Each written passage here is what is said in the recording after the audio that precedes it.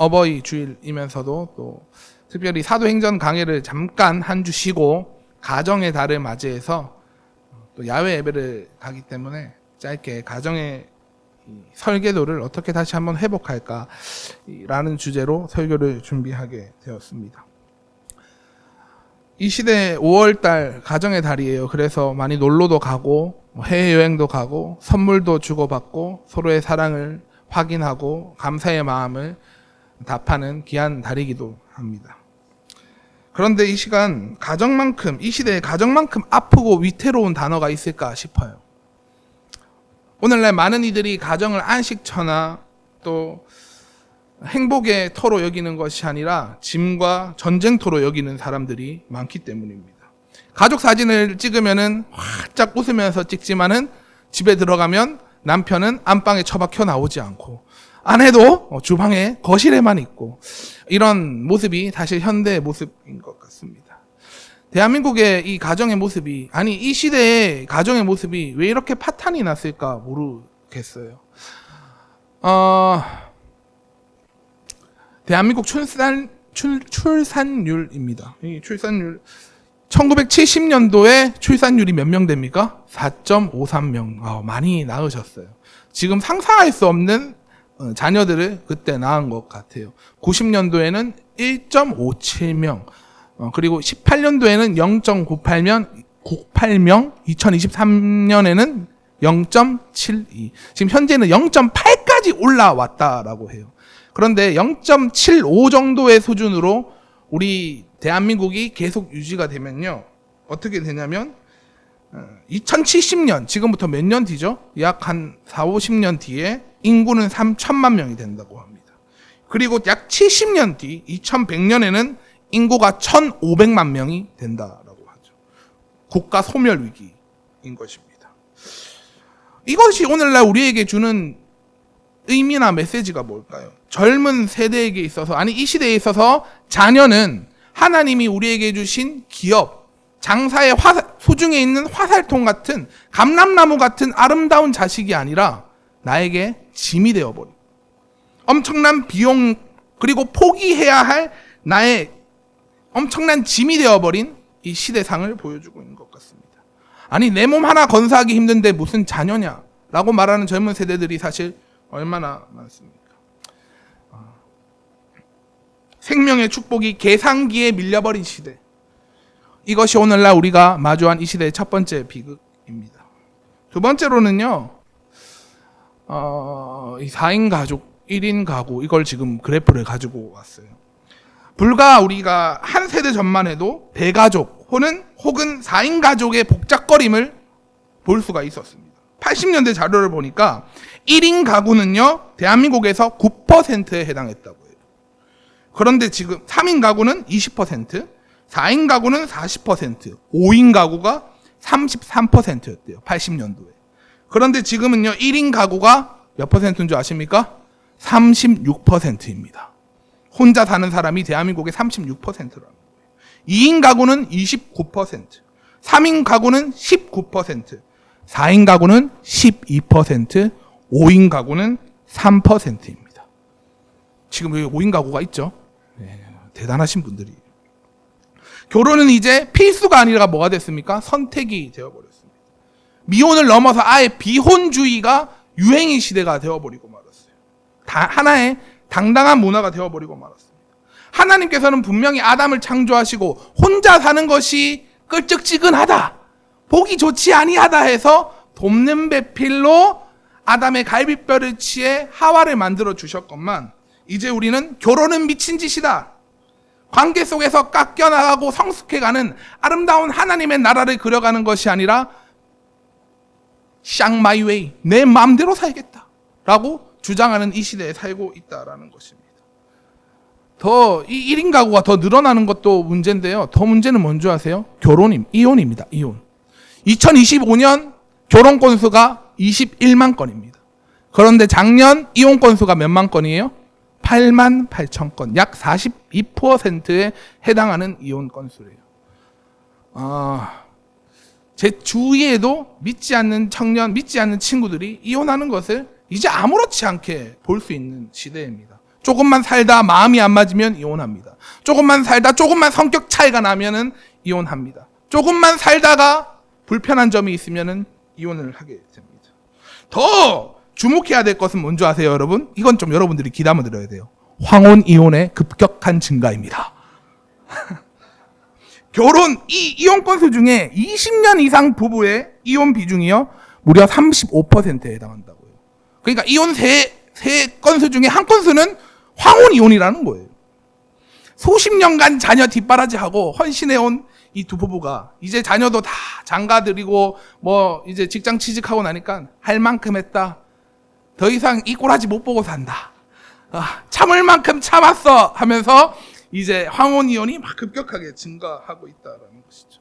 황혼 이혼뿐만 아니라요, 이 가정의 문제를 지금 이 시대에 꼽자면요, 자녀, 부모와의 대화의 단절. 설문조사 리서치를 보니까요, 자녀와 부모가 하루에 진중하게 대화하는 시간이 10분이 채 되지 않는다라고 해요. 한 지붕, 한 집에서 살면서도 대화를 10분 이상 하지 않아요. 이게 지금 이 시대의 현실이라는 것입니다. 왜 이렇게 되었을까요? 예전보다 우리는 훨씬 더 좋은 옷을 입습니다. 예전보다 훨씬 더 맛있는 밥을 먹어요. 훨씬 더 좋은 차를 타고 훨씬 더 좋은 넓은 아파트에서 살고 있습니다. 행복지수는 바닥을 치고 있고 가정은 파괴되고 있어요.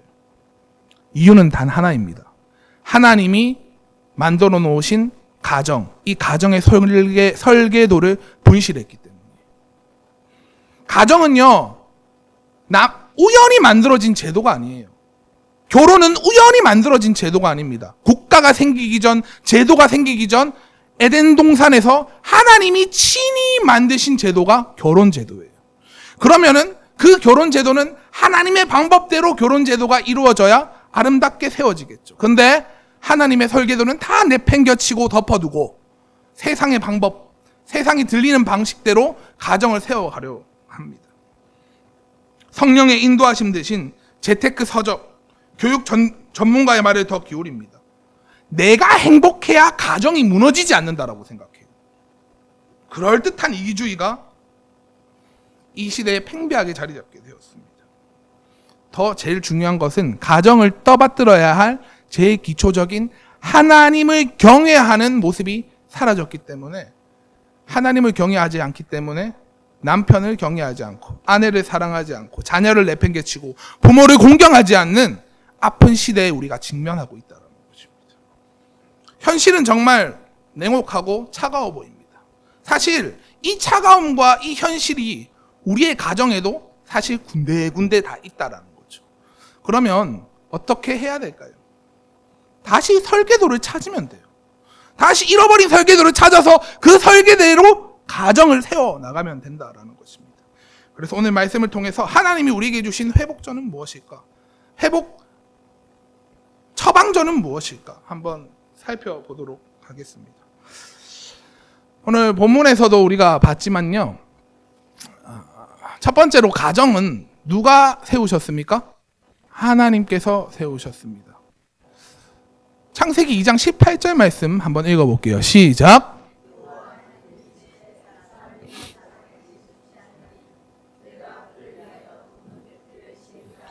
하나님은 돕는 배필로 우리 부부를 만드셨습니다. 제가 오늘은 부부에 관한 이야기를, 가정에 대한 이야기 짧게 하고 부부에 대한 이야기를 많이 할 거예요. 왜냐면요, 부부는 가정의 기둥이기 때문이에요. 부부가 바로 가정의 시작이기 때문이에요. 부부가 온전히 회복되잖아요. 부부 생활이 온전히 회복되고 부부의 관계가 온전히 회복되면 가정이 회복될 줄로 믿습니다. 자녀들이 온전히 회복될 줄로 저는 믿습니다. 하나님께서는 아담에게 이렇게 말씀하십니다. 네 혼자 사는 게 글적지근하다. 그러니까 옆에 네 베스트 프렌드를 하나 만들어주겠다. 돕는 배필을 지어주겠다라고 말합니다. 여기서 돕는 배필이라고 하면요, 에제르 게네그도라고 하는데요. 우리가 이거 원어를 좀 보면은 이게 조금 더 그림이 그려져요. 우리가 돕는 배필 생각하면 어떤 생각합니까? 밥 차려주는 존재? 내가 좀 아프면은 약 좀 지어주는 존재? 오늘 어깨가 좀 뻐근해. 어깨 좀 주물러주는 존재? 남편은 돈 벌어오는 존재? 나를 도와주는 존재라고 생각해요. 근데 에제르 케네그도라는 말은요, 단순히 조력자를 넘어서 구원할 수 있는 존재예요. 뭐라고요? 구원할 수 있는 존재. 필수적인 조건이라는 거예요.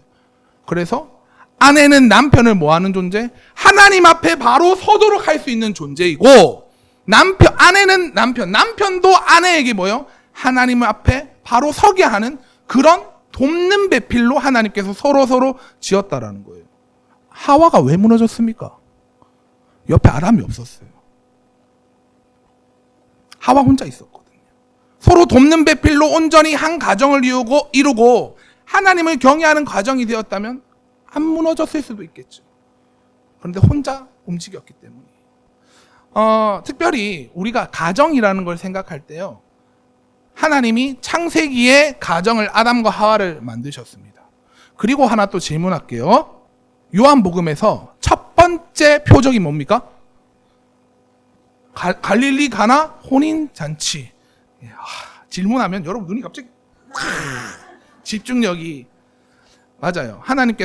예수님께서는 혼인잔치, 일그러지고 파괴된 혼인잔치를 회복시키는 표적을 첫 번째 보여주셨죠.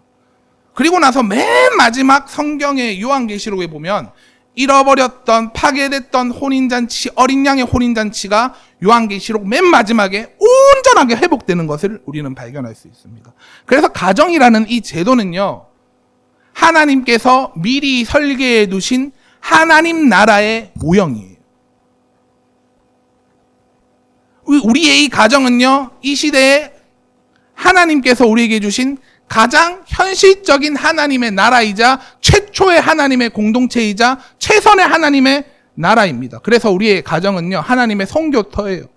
하나님의 예배터예요. 서로 하나님의 모습을 보며, 교회의 모습을 보며, 오늘 바울도 뭐라 합니까? 이 비밀이 크도다. 가정을 교회와 예수 그리스도의 비유로 명확하게 풀어서 설명합니다. 이 가정이 하나님의 나라라는 거예요. 서로 돕는 배필로 서로 빚어져가는 관계로 하나님의 나라가 어떻게 세워져 가는가를 우리에게 알려주고 있다는 것이죠. 그래서 오늘 남편은 무엇을 해야 되는가? 아내는 무엇을 해야 되는가? 간단하게 살펴보도록 할게요. 첫 번째, 남편의 사명입니다. 23절, 남자분들 23절, 25절 읽습니다. 시작!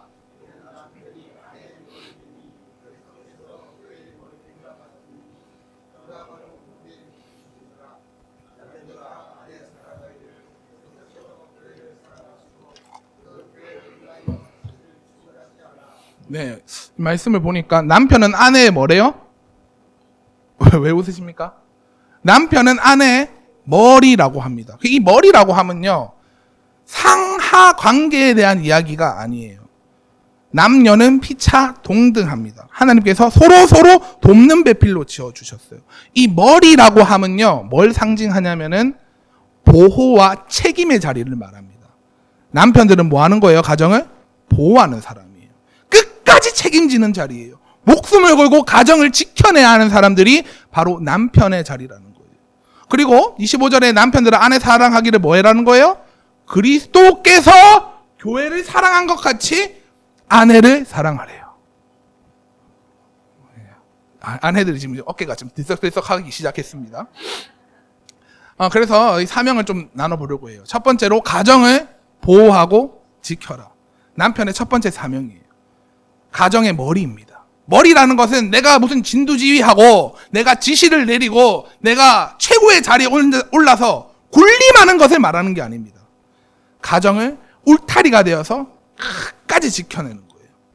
예수 그리스도께서 교회를 지키기 위해서 오늘날에도 하늘 보좌에서 끊임없이 교회를 위해 중보기도 하듯 남편은 가정을 목숨 걸고 지켜내는 존재라는 거예요. 가정이 무너질 때마다 끝까지 버텨. 예전에 세상에 이런 일인가? 그거 본 적이 있는데요. 놀라운 사람이 나타났어요. 가정 빚이 5억인가 무슨 6억인가 엄청난, 당시 10몇 년 전에, 지금 5억, 6억하고 차원이 다른 금액 수치죠. 이 빚을 갚기 위해서 하루에 알바 7, 8개를 뛰는 거예요. 잠을 하루에 2시간씩 자요. 잠을 목욕탕, 사우나 알바하면서 잠깐 쪽잠 자면서 그 빛을 청산하기 위해서, 가정을 지켜내기 위해서, 보호하기 위해서 정말 목숨을 다해서 그렇게 살아가더라고요. 이게 하나님께서 우리 남편에게 주신 첫 번째 직무이자 사명입니다. 그러니까 남편은요, 가정을 지켜내지 못하면은요, 사명을 다하지 못하는 거예요. 가정을 보호하고 책임지지 못하면요, 이 사명이 없는 사람들이라는 것입니다. 그래서 우리가 첫 번째 남편들, 무거운 책임과 사명이에요. 이것을 지켜내야 가정이 아름답게 이루어져요. 가정을 지켜내는 것. 무엇보다도 재정적에서 지켜내는 것도 중요하지만 무엇에서부터 지켜내야 되겠습니까? 복음을 지켜내는 것. 정말 중요한 거예요. 이 가정이 복음의 울타리 밖으로 나아가지 않도록 하나님이 세우신 이 가정을 아름답게 세워가는 것. 이것이 남편의 첫 번째 사명임을 믿으시기 바랍니다. 두 번째로 자기 희생적 사랑을 하라. 케노시스의 사랑을 하라라는 거예요. 이 사랑은 무슨 아가페적 사랑인데요. 에로스적 사랑이 아니에요. 처음에는 결혼을 하면은 아내의 이쁜 미모에 반해서 결혼을 할 수 있습니다. 아내의 이 성숙하고 또 성숙한 인격 그리고 차분한 뭐 이런 성품 때문에 결혼할 수 있어요. 그런데 세월이 지나면은 그게 오래 가지 않죠.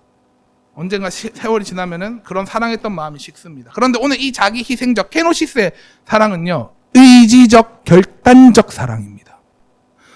예수 그리스도께서 십자가를 지심으로 우리를 교회를 만들어내셨고 하나님의 백성을 살려내셨습니다. 오늘 이 사랑은 예수님이 교회를 사랑하신 것 같이 아내를 사랑하라고 말씀하셨으니까 내 모든 것을 희생해서라도 내가 숨이 닳는 한이 있다 할지라도 아내를 그렇게 사랑하는 거예요. 아멘이 안 나와요. 그 사랑하기 정말 쉽지 않죠. 세 번째는요, 조건 없는 사랑을 하는 거예요. 요한복음 13장에 보면은 예수님께서 제자들의 뭘 시켜주십니까? 발을 씻겨주세요. 제자들이 이뻐서요? 제자들이 율법을 잘 지켜서요? 제자들이 예수님 말씀 잘 들어서요? 아니, 이 사람들 나중에 다 배반 때릴 인간들이에요. 그런데 예수님은 발을 다 씻겨주십니다. 훗날에 이들이 교회가 될 것이거든요. 그러니까 그 발을 다 씻겨주세요. 조건 없는 사랑을 하는 거예요. 인간의 사랑은 굉장히 조건적입니다. 돈을 잘 벌어와야 사랑해줘요. 뭘 해줘야, 인격이 성숙돼야 사랑해주고 내 조건과 내 여건과 내 상황과 내 가치 판단에 합당할 때, 부여될 때 사랑을 해준단 말이에요. 근데 하나님은 오늘 아내에게 그런 사랑하지 말라고 해요. 조건 없이 사랑해라. 그 상황과 여건과 모든 것이 어떠하든 내가 교회를 사랑한 것 같이 아내를 그렇게 사랑해라는 거예요. 아내가 아플 때, 아내가 힘들 때 내가 죽을 듯이 아파하면서 사랑해야 돼. 하나님이 오늘 그렇게 우리에게 원하시는 거죠. 왜 그렇게 말씀하셨을까? 저는 곰곰이 생각해 봤어요. 왜 하나님이 아내를 그렇게 막 자기 목숨을 내어놓기까지 나를 사랑한 것 같이 아내를 사랑하라고 했을까? 이게 가정의 행복의 비결이더라고요. 하나님께서 여자를 창조하실 때 여자는요, 식물이 햇빛을 받아 광합성해서 자라나듯 여자는요, 남편의 사랑을 먹고 자라나는 존재고 남편의 사랑으로 호흡하는 존재인 것 같아요. 전에 부끄러운 제 이야기를 좀 하려고 합니다. 저는 연애를 오래 하지 못했어요. 번갯불에 콩 구워 먹듯이 다다닥 결혼을 했습니다. 소개팅을 하고 약 3주 만에 프로포즈를 했어요. 그리고 약 한두 달 만에 그 양가 부모님 만나는 걸 뭐라 하죠? 상견례를 하고 결혼 날짜를 잡아버린 아주 정신 나간 케이스입니다. 그래 연애 기간이 길어봤자 뭐 5, 6개월 정도밖에 되지 않아요. 서로 알아가는 시간도 부족했고요. 하루는 연애하는 시간, 연애 때 그때 당시는 제 아내도 제 사모도 사역을 이제 하고 있을 때였고요. 저도 당연히 사역을 하고 있었어요. 타지에서 서로 사역을 하고 있었을 때인데 사역을 하면은 참 영광스러운 자리이지만 그 뒤편에는 아픔과 눈물과 고독이 있는 자리예요. 그래서 이 사역을 마치고 아내가 힘든 고충들을 저에게 털어놨습니다. 이런 아픔이 있었고 이런 문제가 있었고 이런 눈물이 있었다. 이런 사람들과의 관계의 문제도 있었고 사역적 이런 문제도 있었다. 그래서 눈물을 머금고 저에게 이런 이야기를 하는 거였습니다. 제가 어떻게 답했겠습니까? 그거는 이게 문제다. 이것이 문제다. 이것은 이런 식으로 풀어나가야 된다. 저만의 최선의 방법으로 사랑했어요. 아내가 화를 내기 시작해요. 그때는 여자친구였겠죠. 화를 내기 시작. 너는 왜 내 마음을 공감해주지 못하냐? 너는 왜 내 마음을 품어주지 못하냐? 나는 판사를 원하지 않는다. 나는 정답을 원하지 않는다. 내 마음을 알아주고 품어주고 이해해주는 것을 원한다. 머리를 아차했어요. 내 방법대로 사랑하는 것이 아니라 예수 그리스도께서 이 땅 가운데 성육신에서 제자들을 만났고 교회를 세우셨듯이 그들의 그 마음을 품어주고 이해해주고 안아주는 것이 먼저겠구나.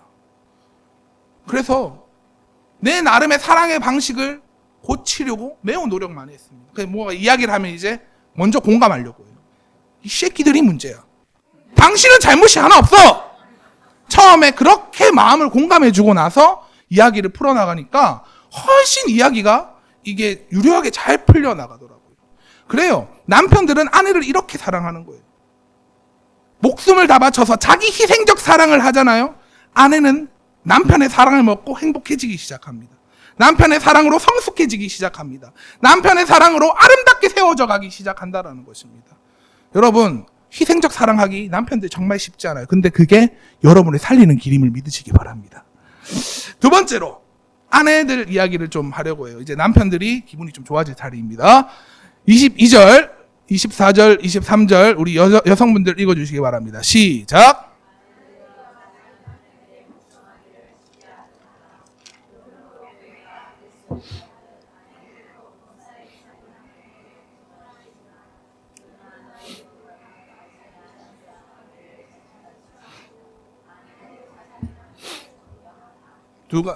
두 가지예요. 첫 번째로 복종해라. submission, 순종해라. 남편의 말에 뭐예요? 아니 들었는데 대답을 못해요. 순종해라, 복종해라. 두 번째는 뭐예요? 남편을 인정하고 존경해줘라. 라는 두 가지 이야기를 하고 있습니다. 교회가 그리스도께 순종하듯이, 교회가 그리스도께 복종하듯이 복종해라는 거예요. 교회가 그리스도께 존경하고 인정하고 경외하듯이 그를 존경해줘라는 것입니다. 이 말씀을 들으면요, 21세기 민주주의의 무슨 복종입니까? 여성들의 보이지 않는 마음의 뿔들이 이 이야기를 들으면 스물스물 올라오기 시작을 합니다. 그런데 하나님의 말씀은 푸른 마르고 꽃은 시드나 영원한 말씀이, 영원한 진리예요. 이 말씀이 20세기 전에는 어떻게 들렸을까요? 남자들은, 여자들은 복종하고 남자들은 어떻게 자기 희생적 사랑을 하라는 말은요, 그 당시 2000년 전에는 남자들에게 엄청나게 힘든 말씀이었어요. 당시 남자들은 뭐라고, 유대인들은 뭐라 기도했는 줄 아세요? 하나님, 이방인으로 태어나지 않게 해주셔서 감사합니다. 하나님, 개로 태어나지 않게 해주셔서 감사합니다. 하나님, 여자로 태어나지 않게 해주셔서 감사합니다. 여자의 인격은 없어요. 그런 존재들이었어요, 당시. 남자들은요, 그냥 가정을 이루고 나서, 애나 넣고, 여자들은 그 가정이나 하고, 남자들은요, 모든 쾌락과 그런 것들을 다 바깥 외춘부에 납푸는 그런 실상이었어요. 유럽, 헬라인들은 사실 그랬어요. 근데 그 헬라인 사람들에게 오늘 이 말씀, 그때 당시 이 말씀은요, 여자들에게 불합리하고 되게 부담되는 말씀이었을까요? 그때 당시에는 남자들에게 불합리하고 부담되는 말씀이었을까요? 그때들은 남자들에게 되게 부담되는 말씀이에요. 그런데 지금 이 시대는 어떻게 돼요? 반대로 됐어요. 시대의 역전이 일어난 거죠.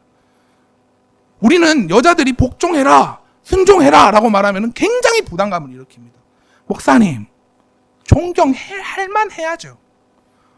제 인간이 보이소. 순종할 만해야 순종하죠. 여러분, 그렇습니다. 반대로 생각해 볼까요? 사랑할 만해서 사랑하는 걸까요?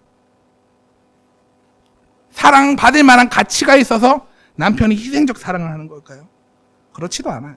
남편 또한 마찬가지예요. 저 또한 아내에게 그래요. 순종하세요. 복종하세요. 그렇게 말씀을 드립니다. 제가 존경할 만한 대상이 아닙니다. 복종할 만한 대상이 아니에요. 존경할 만한 대상도 전혀 아닙니다. 그럼에도 하라고 하는 이유는 뭐냐면 말씀에 있기 때문에. 특별히 오늘 이 복종하다라는 말은요, 위계 질서에 대한 이야기를 하는 것이 아니에요. 이 복종하다라는 말은 히포타소라는 말을 쓰는데, 휘포 뭐뭐 아래, 타소 정렬하다라는 의미가 있어요. 하나님은 처음에 아담을 만드시고 하와를 만드셨습니다. 하나님은 아담을 영적 제사장으로 세우셨습니다. 하나님은 영적인 은혜와 통로를 아담을 통해서 흘러가게 만드셨어요. 그래서 남편들이 중요한 거예요. 여러분, 남편들이 먼저 희생적 사랑을 하잖아요. 예수님께서 교회를 먼저 사랑하셨습니까? 교회가 먼저 예수님께 복종하고 순종했습니까? 예수님께서 먼저 희생적 사랑을 보여주셨어요. 그러니까 교회가 뭐예요? 존경하고 복종하게 되는 거죠. 남편들이 그렇게 하잖아요. 여자들은 존경하게 돼 있어요. 여자들은 순종하게 돼 있어요. 자, 이야기가 좀 더 샜지만 이 정렬, 위계 질서, 영적인 질서의 흐름이 하나님께서 그렇게 설계하셨다라는 거예요. 그래서 내가 낮아서가 아니라 그 질서에 순종하는 거죠. 하나님이 이 남편을, 나의 남편을 영적인 제사장으로 세웠으니 내가 하나님의 뜻에 순종해서 남편의 말에 순종하겠습니다. 여러분 하나 질문할게요. 제가 설교를 해요. 제가 말씀을 하고 권면을 합니다. 제 말씀에 여러분들이 순종을 해요. 제가 잘나서 순종합니까? 제가 똑똑해서 순종합니까? 제가 잘생겨서 순종합니까? 전혀 아니에요. 하나님이 이 교회 담임 목사로 세우셨다라는 믿음이 있기 때문에 여러분들은 제 말에 순종해요. 맞습니까? 그러면 여러분들에게 주신, 아내들에게 주신 남편 또한 마찬가지예요. 그 남편 또한 하나님이 주신 남편이라는 하나님의 말씀으로 순종하고 믿는다면 그 남편의 말에 복종해야 될 줄로, 그 남편의 말에 순종해야 될 줄로 믿습니다. 특별히요, 이 시대는 남편에 대한 경애와 존경과 순종이 다 사라진 시대예요. 그래서 어떤 문제가 일어나는 줄 아세요? 자녀가 부모를 경멸합니다. 질서가 하나도 세워지지 않으니까 우리 어머니들 참 그런 실수를 많이 하세요. 자녀 보는 앞에서 남편의 흉을 봐요. 자녀 있는 데서 남편의 문제점을 드러내고 무시하게 합니다. 그러면은 자녀들이 어떻게 되는 줄 아세요? 부모를 홀대하기 시작해요. 부모를 무시하기 시작합니다. 남편을 존경하고 존중하고 순종하는 것은 가정의 질서를, 체계를 바로 세우는 일이에요. 이것이 가정에서부터 다 무너지기 시작하니까 이 시대가 권위 무너뜨리는 시대가 되어버리고 만 것입니다. 질서 무너뜨리는 시대가 되어버리고 만 것입니다. 여러분, 남편을 존경하라고 말합니다. 이 존경하다라는 말은 하나님을 경외하다라는 단어와 비슷한 뜻이에요. 하나님을 경외하는 것처럼 남편의 말을 뭐 해라? 존경해줘라. 남편을 인정해줘라라는 거예요. 재밌는 얘기 하나 해드릴까요? 남자라는 동물은 어떻게 설계되는 줄 알아요? 칭찬해주고 인정해주고 존경하면은 능력치를 100내던 인간이 아내가 칭찬하고 인정하고 존경하면은 300, 400까지 내는 존재입니다. 들으셨죠? 제가 실제 예화예요. 이제 결혼을 생활하면서 제가 무슨 요리를 잘하겠어요. 근데 하루는 사랑하는 아내를 위해서 수육을 해줘야겠다라는 마음을 먹었어요. 무슨 기술이 뭐가 있겠고 스킬이 뭐가 아무것도 없어. 그냥 유튜브에서 대충 보고 내 수육 잘한다 하고 으름장을 놓은 다음에 수육을 하기 시작했어요. 월계수잎 넣고 커피가루 뭐 넣고 대충만 3, 40분 끓이가 썰어서 줬어요. 조리의 장면은 결코 보여주지 않았습니다. 뭔가 비밀이 있는 것처럼. 그 아내가 먹더니 여보 너무너무 맛있어요. 당신 요리사 같아요. 어떻게 이렇게 요리를 잘하세요? 막 칭찬을 해주는 거예요. 그 다음부터 수육은 제 담당이 됐어요. 수육은 내가 해야 돼. 칭찬받고 인정받고 싶거든요. 남편은 이런 존재예요. 남편이 잘나서 인정해 주는 거 아니에요. 남편이 뭐 정말 특출나서 존경하는 거 아니에요. 존재 자체만으로 존경해 주는 거. 존재 자체만으로 인정해 주는 거. 당신은 이 가정의 기둥이에요. 당신이 없으면 이 가정이 어떡할 뻔했어요. 저는 당신 때문에 너무 감사하고 기쁘고 행복해요. 그 말 해주시기 바랍니다. 남자들은 힘이 나요. 남자들은 막 날개가 갑자기 없던 날개가 막 날개 쭉지에서 막 튀어나오기 시작합니다. 날아다니기 시작하는 거죠. 여러분 기억하시기 바랍니다. 남편은 누가 만들어요? 아내가 만들어요. 그럼 반대로 아내는 누가 만들어요? 아내도 남편이 만들어요. 하나님은 왜? 서로 돕는 배필로 만들었거든요. 이 아름다운 연합의 신비가 우리 가정 가운데 있기를 소망합니다. 다 넘어갔네요. 이 도기가 보이시나요?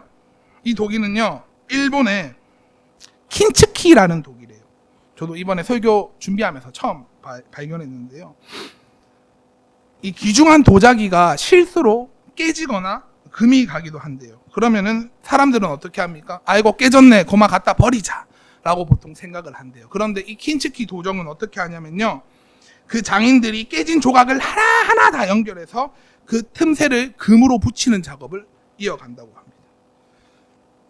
오히려 그 틈을 가리우는 것이 아니라 일부러 그 틈을 보이게 해서 황금으로 아름답게 만든다라고 해요. 소리가 끝난 오늘 이 도자기를 보면 어때요? 예전에 매끈한 도자기이면 사라졌지만 황금빛이 그릇 전체에 이렇게 아름답게 씌워지면서 더 비싼 값과 예술적인 이 작품으로 평가를 받는다라고 해요. 부부 관계도 이와 같은 것 같아요. 살다 보면 서로의 말에 배입니다. 사실 우리는 서로가 완벽하지 않아요.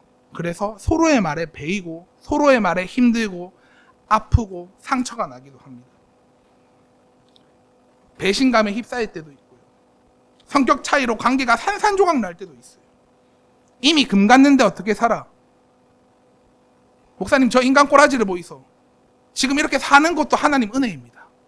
그렇게 말하시는 분들도 있을 수도 있을지 모르겠어요. 그런데 하나님의 방법은 오늘 달라요. 깨진 관계, 깨진 그 틈 사이로 하나님의 희생적 사랑과 자발적 복종, 진심 어린 존경, 기도로 채워넣어가라고 합니다. 하나님의 설계도대로 그 가정을 아름답게 다시 세워나가라고 합니다. 예수님의 자기 비움으로 채워나가라고 합니다. 여러분, 그러면 처음 만났을 때보다 더 깊은 부부 관계가 형성되고 더 아름다운 부부 관계가 형성되고 더 아름다운 하나님의 작은 공동체가 저는 세워질 줄로 믿습니다. 이제 말씀을 맺습니다. 여러분, 이 시대의 흐름을 보시기 바랍니다.